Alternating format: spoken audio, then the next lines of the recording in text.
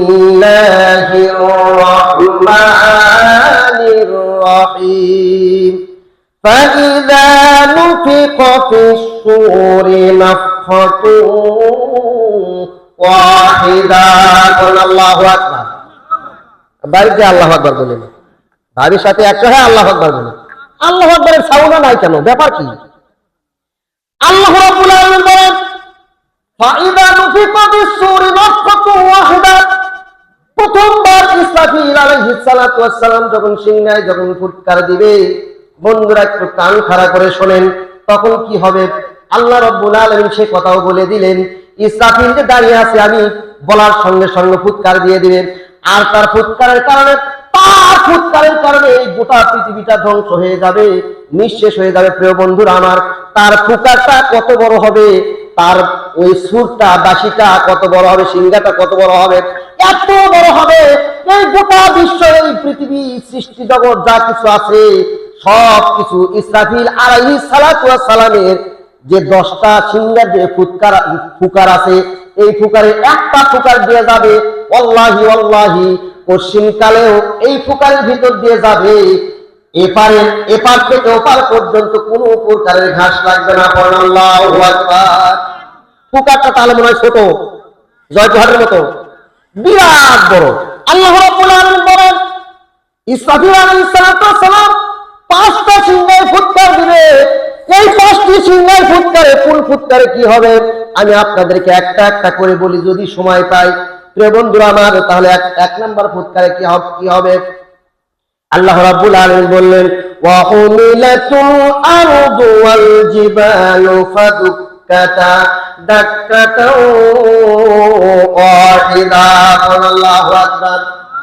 আল্লাহ রাব্বুল আলামিন বললেন ওয়া হুমিলাতুল আরদ, হুমিলাতুল আরদ মানে উঠিয়ে নেওয়া হবে, স্থান থেকে উঠিয়ে নেওয়া হবে। হুমিলাতুল আরদু ওয়াল জিবাল, হুমিলাতুল আরদ জমিন আর পাহাড়।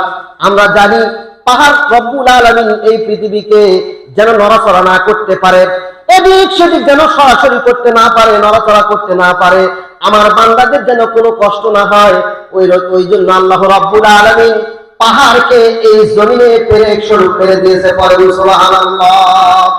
প্রিয় বন্ধুরা আমার, এই পাহাড় আল্লাহ রাব্বুল আলামিন বললেন ওয়া হুমিলাতুল আরদু ওয়াল জিবাল, এই জমিন এবং পাহাড় স্থান থেকে উঠিয়ে নেওয়া হবে। উঠিয়ে নেওয়ার পরে কি হবে? ফাদুক্কাতা দাক্কাতাও ওয়াহিদা। আল্লাহু আকবার।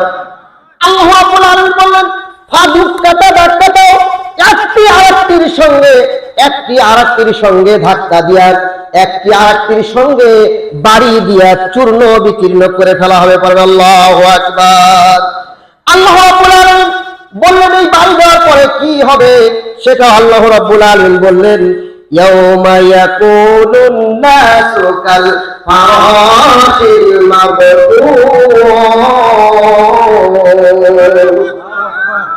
আল্লাহ রাব্বুল আলামিন বললেন সেই দিন ইসরাফিল আলাইহিস সালাতু ওয়াস সালামের প্রথম যখন ফুৎকার হবে, এই ফুৎকারের কারণে আল্লাহ রাব্বুল আলামিন বলতেছে সেই দিন মানুষগুলো শুকনা পাতা যেমন গাছ থেকে যেমন ঝরঝর করে যেমন পড়তে থাকে, মানুষেরা ওই রকম ঝরতে থাকবে। পড়েন আল্লাহু আকবার।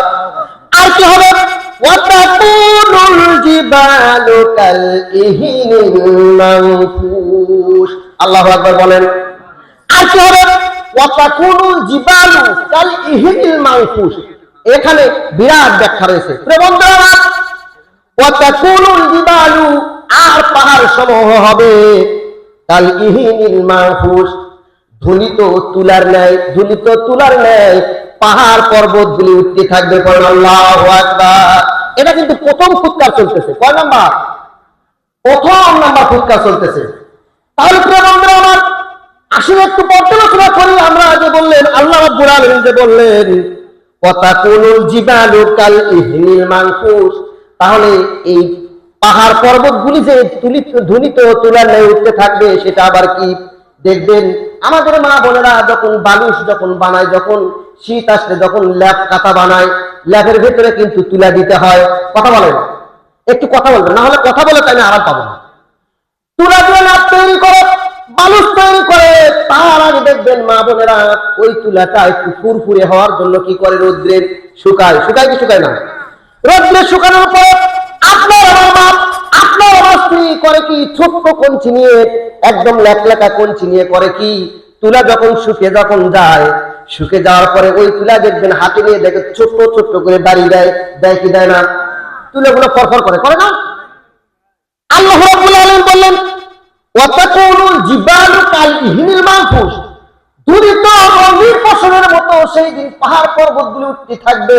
ওই যে মা বোনেরা যে তুলাতে যখন বাড়ি দেয়, প্রিয় বন্ধুরা আমার, তুলাতে বাড়ি দেওয়ার পরে ওই তুলা থেকে দেখবেন ফুরফুর করে ধুলার মতো উড়ে যায় মাটির দিকে, কিন্তু পরে না, ওই ছোট্ট ছোট্ট বিন্দুর মতো একদম উপর দিকে উড়ে যায় না?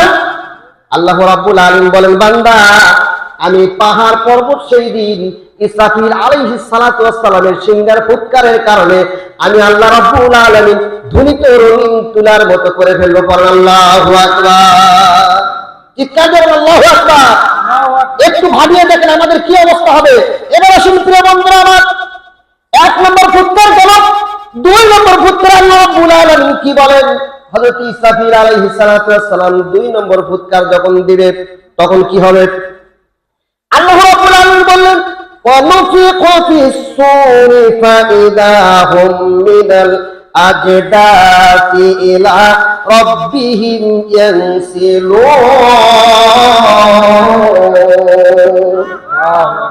আল্লাহ রাব্বুল আলামিন বললেন দ্বিতীয়বার যখন সিংহায় যখন ফুৎকার দেওয়া হবে তখন মানুষ সবগুলো কবর থেকে বেরিয়ে তাদের নিজের রবের দিকে ছুটতে থাকবে। পড়ুন আল্লাহু আকবার।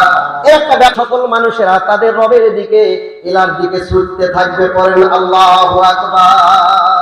এটা গেল কয় নম্বর ফুৎকার? আমার কথা কি চলবে না বন্ধ হবে? তা আপনাদের সাউন্ডে তো প্রমাণ পাওয়া যায় না চলবে কি না চলবে। চলবে না বন্ধ হবে? প্রিয় বন্ধুরা আমার, তাহলে আসুন 2 নম্বরে ফুৎকারে গেল, যার ইলার দিকে ছুটতে থাকবে। ফুৎকার থাকলো, জোরে বলেন। 2 নম্বর ফুৎকার শেষ। 3 নম্বর ফুৎকারে কি হবে? কোরআন থেকে আপনাদেরকে আমি বলি, আল্লাহ রাব্বুল আলামিন বলেন ওয়ানুফিখা ফিস সূরি ফাসাইকা মান ফিস সামাওয়াতি ওয়া মান ফিল আরদ ইল্লা মান শা আল্লাহ। আল্লাহ রাব্বুল আলামিন বললেন 3য় নাম্বার ফুৎকার যখন দেওয়া হবে তখন জমিনের উপরে যা কিছু আছে সব কিছু বেহুশ হয়ে পড়ে যাবে। পড়েন আল্লাহু আকবার। আপনি আমি কেউ থাকবো না, সবাই বেহুশ হয়ে পড়ে যাব। এখানে আল্লাহ রাব্বুল আলামিন ইল্লা দিয়ে ইস্তিসনা করে বুঝাইছেন, ইল্লা মা শা আল্লাহ। পড়েন আল্লাহু আকবার। কিন্তু আল্লাহ যাকে ইচ্ছা, আল্লাহ যাকে ভালোবেসে, আল্লাহ যাকে মায়া করে, আল্লাহ যাকে দয়া করে, আল্লাহ যাকে স্নেহ করে যেটা রাখবে, হুঁশ রাখবে, তিনি ছাড়া সবাই সেই দিন বেহুশ হয়ে জমিনের উপরে পড়ে যাবে। পড়েন সুবহানাল্লাহ। এরপরে কি হবে? 4 নম্বর ফুৎকার কি হবে প্রিয় বন্ধুরা আমার? কি হবে? আল্লাহ রাব্বুল আলামিন সেই কথা বললেন, সুম্মা নুফিখা ফীহি উখরা ফাইদা হুম কিয়ামুন ইয়ানজুরুন।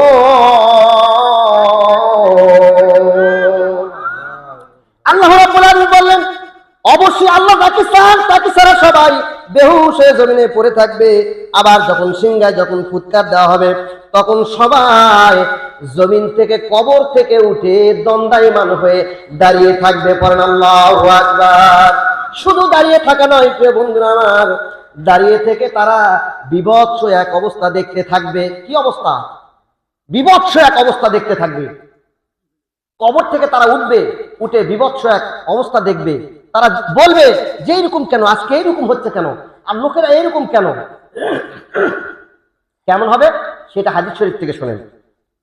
وعن عائشة رضي الله تعالى عنها قالت سمعت رسول الله صلى الله عليه وسلم يقول يحشر الناس يوم القيامة حفاة عراة غرلا قلت يا رسول الله صلى الله عليه وسلم النساء والرجال جميعا بعضهم إلى بعض. الله أكبر. হযরত মা আয়েশা রাদিয়াল্লাহু তাআলা আনহার কাছে আল্লাহ রাসূল যখন এই আয়াতগুলো যখন বর্ণনা করতেছে তখন মা আয়েশা রাদিয়াল্লাহু তাআলা বলেন, ইয়া রাসূল